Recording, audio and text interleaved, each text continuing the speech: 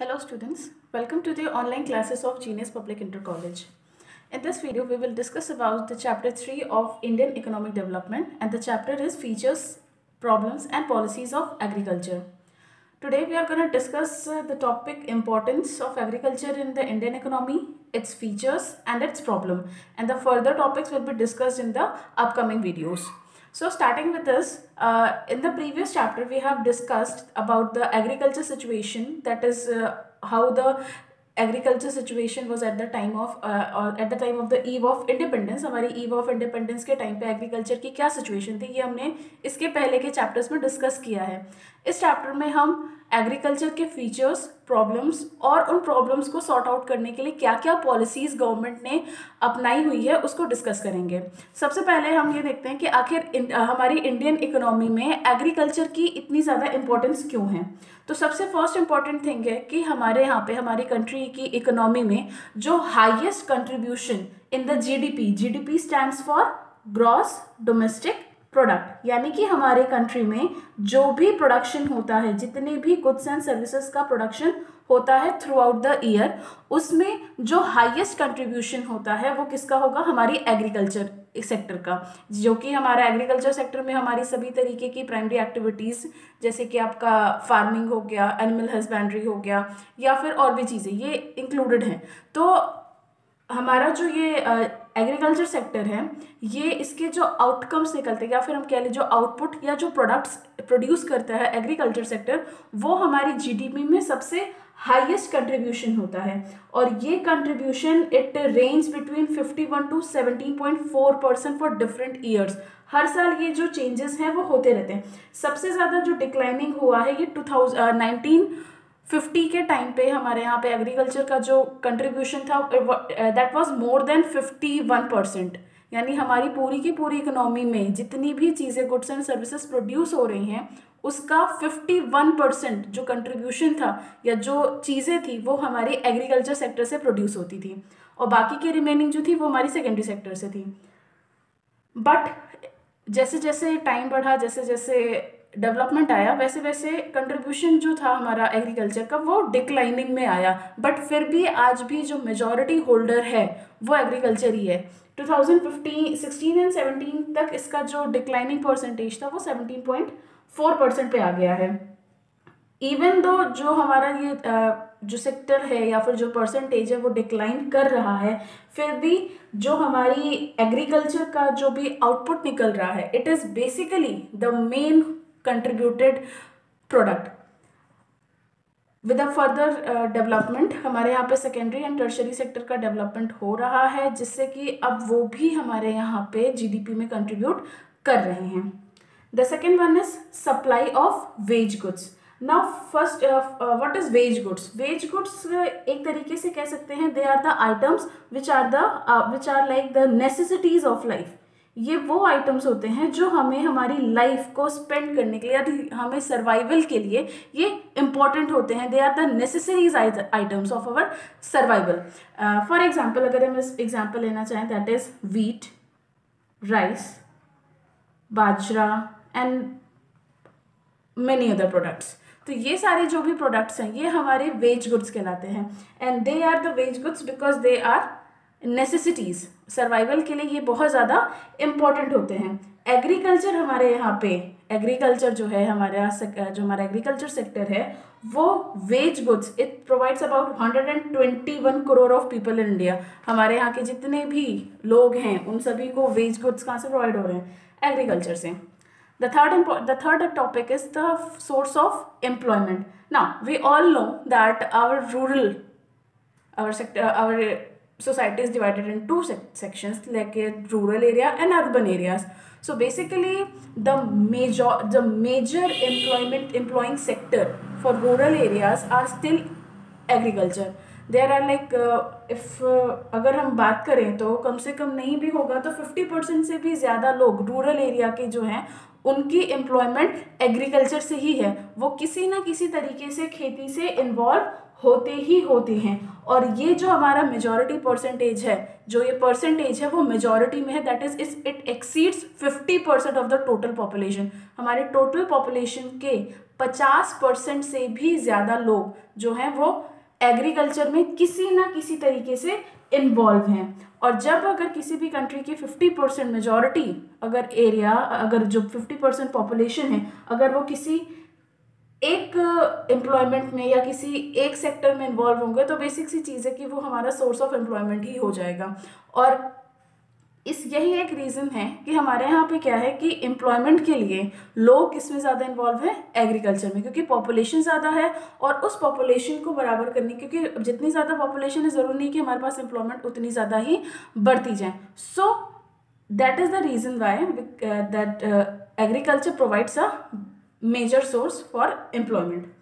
The next one is supply of raw materials. ये तो हम सभी जानते हैं कि किसी कोई भी सेक्टर हो, चाहे वो सेकेंडरी हो या टर्शरी सेक्टर हो, उन्हें वर्क करने के लिए रॉ मटेरियल्स की ज़रूरत पड़ती है। और ये रॉ मटेरियल्स कहाँ से प्रोवाइड करे, कहाँ से उन्हें मिलते हैं, एग्रीकल्चर से। चाहे वो कोई भी आपका फूड ग्रेन्स हो, चाहे वो आपके वुड्स हो, टेंडर्स हो, कुछ भी हो, ये सारे के सारे रॉ मटेरियल्स कहाँ से मिलेंगे, एग्रीकल्चर से। So basically agriculture is the primary supplier for the raw materials. और ये रॉ मटेरियल्स को ही यूज़ करती इंडस्ट्रीज़ जो होती हैं, जितनी भी इंडस्ट्रीज़ हैं, उन्हें अगर किसी भी चीज़ का प्रोडक्शन करना है तो प्रोडक्शन के लिए उन्हें किसकी ज़रूरत पड़ेगी, रॉ मटेरियल्स की। और ये रॉ मटेरियल्स उन्हें कहाँ से मिलते हैं, एग्रीकल्चर सेक्टर से। Next, it is the source of demand for the industrial goods. अब बात ये आती है कि इंडस्ट्रीज हमने सेटअप कर दी, ओके। फॉर एग्जांपल एक ट्रैक्टर या थ्रेशर्स, आपने बहुत सारे आजकल न्यू डेवलप्ड मॉडर्न टेक्नोलॉजीज़ आ रही हैं। तो ये जो टेक्नोलॉजीज़ हैं, इनसे जो गुड्स बन रहे हैं, जितने भी हम गुड्स, अगर जैसे ट्रैक्टर हो गए, थ्रेशर्स हो गए, या फिर और जितने भी आपके ये सबमर्सिबल्स हो गए, ये सारे के सारे जो गुड्स हैं वो इंडस्ट्रियल गुड्स हैं, यानी इंडस्ट्रीज उनको बना रही हैं। अब अगर एग्रीकल्चर ही नहीं रहेगा, अगर एग्रीकल्चर ही नहीं है, तो ये ट्रैक्टर्स हो गए, थ्रेशर्स हो गए, ये सारी चीज़ें खरीदेगा कौन। सो बेसिकली जो डिमांड होगी किसकी, इंडस्ट्रियल गुड्स की, वो डिमांड कौन जनरेट करता है, एग्रीकल्चर। तो basically it is a major source for the demand of industrial goods. Next is it is its contribution to international trade. International trade हम सभी जानते हैं, the trade which exist between two और more countries, that is international trade. अगर एक country दूसरी country से कोई भी ट्रेड कर रही है, buying and selling of goods and services हो रहा है, तो उसे हम इंटरनेशनल ट्रेड कहते हैं। अब इंडिया का जो सबसे मेजॉरिटी इंटरनेशनल ट्रेड होता है वो हमारा एग्रीकल्चर प्रोडक्ट से होता है। For example wheat, rice, banana, mango, these are the mainly contributed और the main products which we export. Next is contribution to domestic trade. अब सिर्फ हमारा क्या कहते हैं, इंटरनेशनल ट्रेड में ही नहीं, डोमेस्टिक ट्रेड में भी हमारे लिए हमारा जो एग्रीकल्चर है वो इम्पोर्टेंट है। फॉर एग्जांपल, अब हमें अगर लाइफ सर्वाइवल के लिए ही हम डे टू डे में जितनी भी चीज़ें इस्तेमाल करते हैं, उसमें से कुछ नहीं भी होगा तो 40% वो चीज़ें होती हैं जो हमें एग्रीकल्चर से मिल रही है। फॉर एग्जाम्पल, हमारे पूरे दिन का खाना जो है वो हमें कहाँ से मिल रहा है, एग्रीकल्चर का ही सोर्स है। हम जो भी खा रहे हैं उसका अल्टीमेट सोर्स जो है वो एग्रीकल्चर ही है। Whether it is Maggi, whether it is biscuits, whether it is some soft drinks, ये सारे के सारे कहीं ना किसी तरीके से they are the primary source, उनका प्राइमरी सोर्स एग्रीकल्चर ही होता है। Next is support to the transport industry. Transport industry में इंडिया के लिए हमारे यहाँ पे एग्रीकल्चर इन इंडिया जो है वो ट्रांसपोर्ट इंडस्ट्री को काफ़ी ज़्यादा सपोर्ट देता है। सपोर्ट कैसे, कि हमारे यहाँ पे जो एग्रीकल्चर का काम हो रहा है वो पूरा का पूरा कहाँ पे होता है, रूरल एरियाज़ में। क्लियर, जितना भी एग्रीकल्चर, ज़्यादातर basically 80%, we can say like 80% of the agriculture is being held in the rural areas. But the trade, जो ट्रेड मेन होता है वो कहाँ पे होता है, अर्बन एरियाज में। क्लियर, प्रोडक्शन कहाँ हो रहा है, रूरल एरियाज में, ट्रेडिंग कहाँ हो रही है, अर्बन एरियाज में। अब प्रोडक्ट को रूरल से अर्बन में लेके जाने के लिए हमें किसकी ज़रूरत पड़ेगी, ट्रांसपोर्ट की ज़रूरत पड़ेगी। और ये ट्रांसपोर्ट हमें कहाँ से मिलेगा, ट्रांसपोर्ट इंडस्ट्री से। सो बेसिकली ट्रांसपोर्ट इंडस्ट्रीज़ को अगर ज़्यादा जो काम मिल रहा है वो किसकी वजह से मिल रहा है, it is because of the agriculture. Next is the wealth of the nation.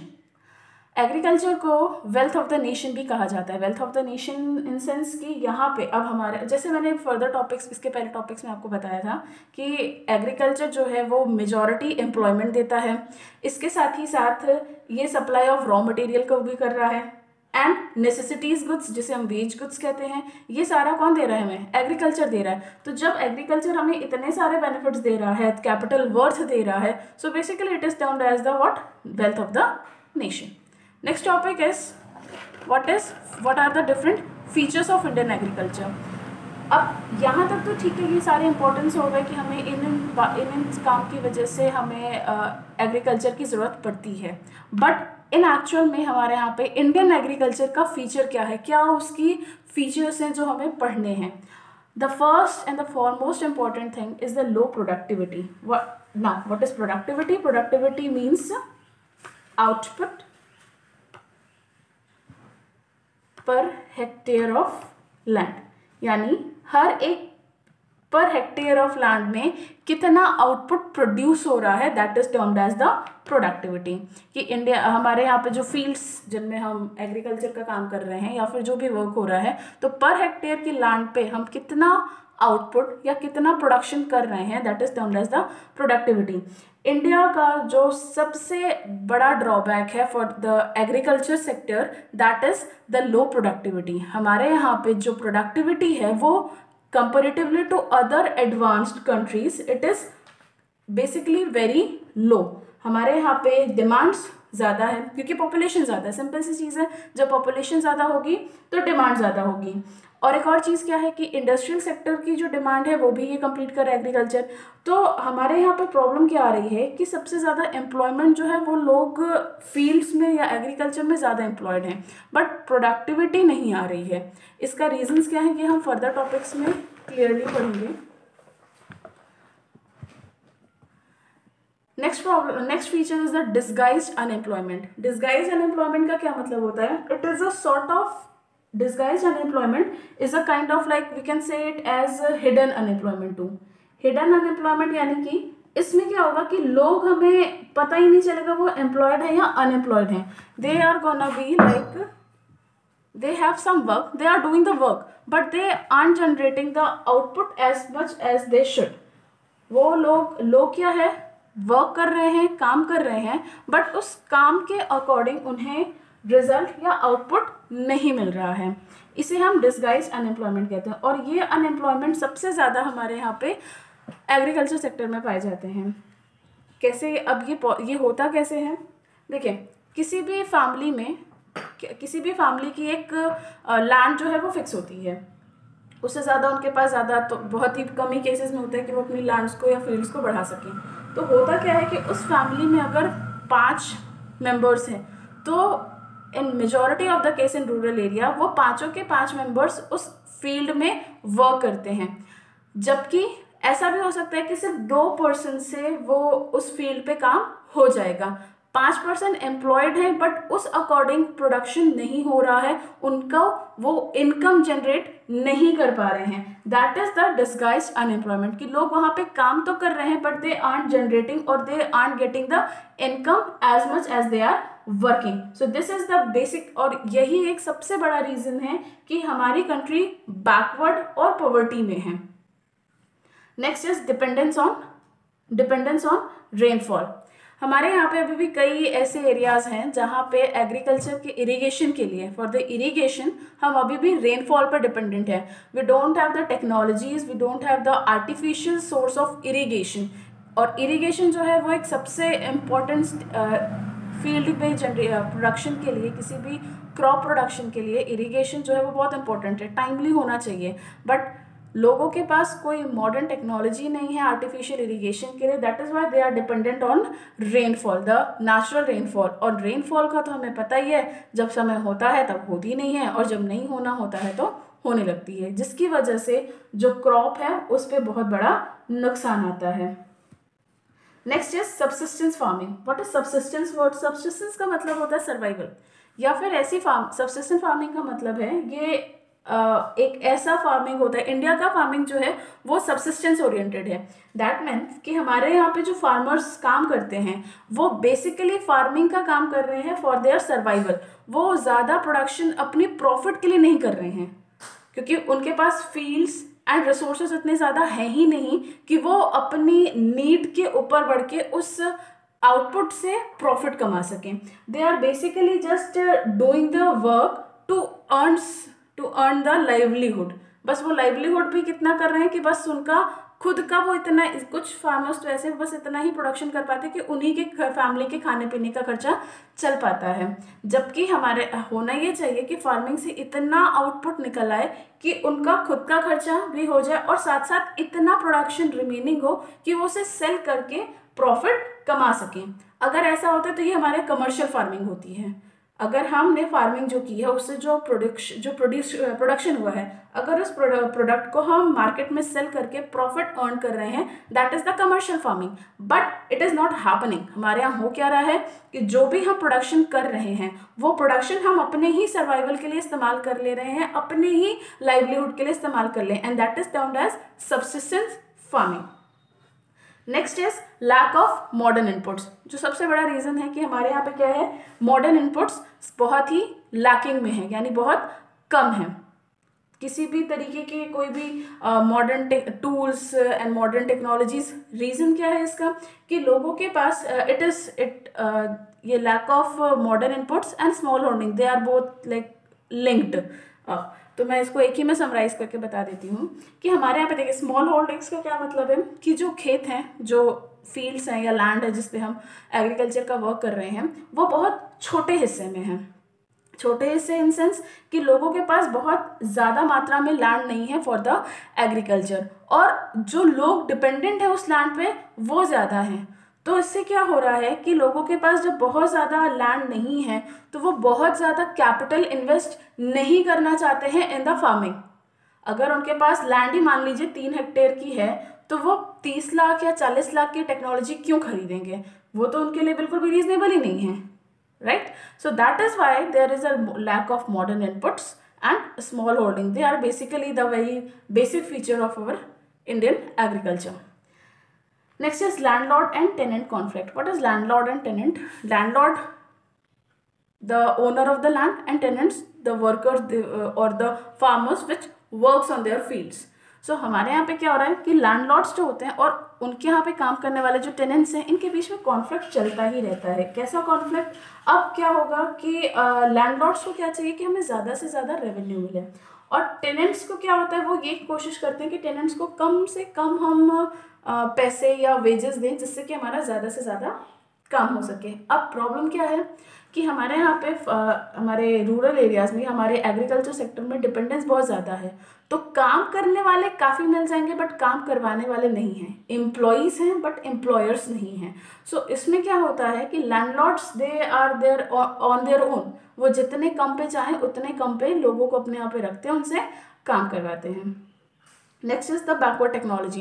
Backward technology हम सभी जानते हैं कि हमारे यहाँ की जो टेक्नोलॉजीज़ हैं वो लैक कर रही हैं, उतनी ज़्यादा मॉडर्नाइज्ड नहीं है.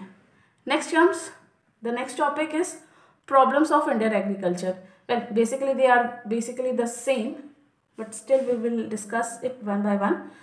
First one is lack of permanent means of irrigation. That is what I have told you before in the dependence on rainfall. It is the same कि हमारे यहाँ पे कोई भी परमानेंट मीन्स ऑफ कोई भी परमानेंट मीन्स ऑफ इरिगेशन नहीं है. यानी कोई भी ऐसा सोर्स नहीं है कि जिसके थ्रू हम प्रॉपरली जैसा मन चाहे वैसा हम, या जब हमारे को ज़रूरत पड़े तब हम फसलों में पानी दे सकें. There are heavy dependence on the rainfall. अब ये भी है कि हाँ हमारे यहाँ सबमर्सिबल्स धीरे धीरे इंस्टॉल अप हो रहे हैं बट ये हर किसी के साथ ये केस नहीं है.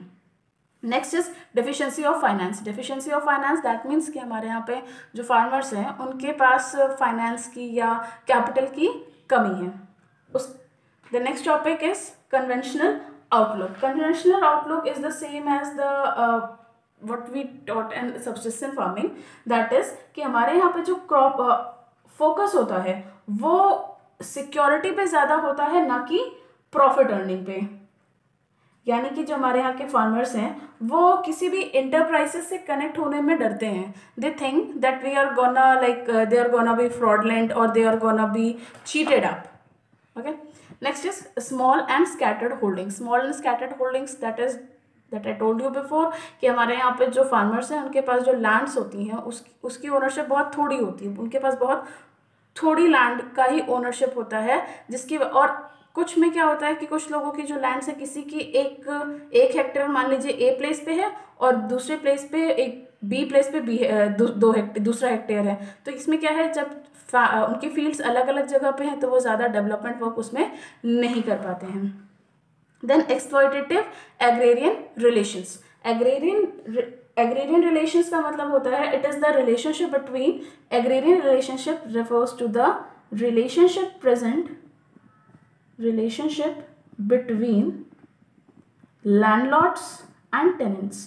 जो हमारे लैंडलॉर्ड्स एंड टेनेंट्स होते हैं उनके बीच का जो रिलेशनशिप है that is termed as the agrarian relations. And just as I have told you before, it is the landlord और टेनेंट्स के बीच में जो रिलेशनशिप होता है that is basically it is very exploitative. Landlords क्या करते हैं, वो ज़्यादा से ज़्यादा प्रॉफिट कमाने के चक्कर में जो टेनेंट्स होते हैं उनको एक्सप्लॉयट करते हैं. Next is lack of organised marketing system. This one is basically the reason why we are so much lacking in the commercial farming. हम commercial farming में इतना लैक क्यों कर रहे हैं, ये इसका एक बेसिक रीज़न है. इसमें क्या हो, इसका मतलब क्या है कि हमारे यहाँ पे देखें, हमारे यहाँ पे जो भी रूरल वर्किंग है वो कहाँ, जो भी एग्रीकल्चर वर्किंग है वो कहाँ पे है, रूरल एरियाज़ में है.